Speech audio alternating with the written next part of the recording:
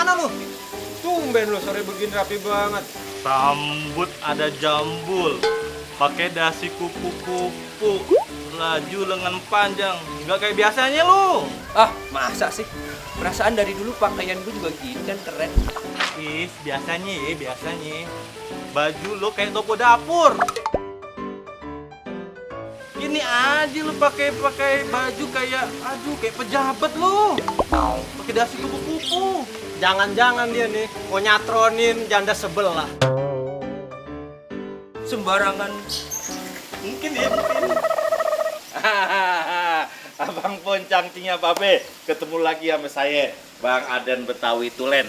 Lihat tuh adegan yang barusan tuh. Tuh, pada ribut, pada cekcok. Abis biasanya pakaiannya kayak toko dapur. Ini parlente banget. Nah, dari bahasa yang tadi tuh ada kata-kata toko dapur ame nyatronin.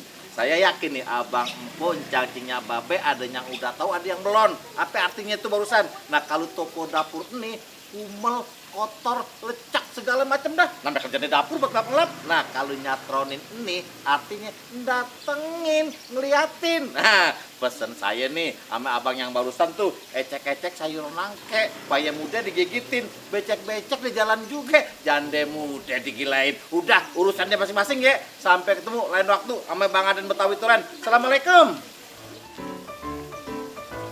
Udah, gue jalan dulu ya. Janda sebelah tuh, janda sebelah.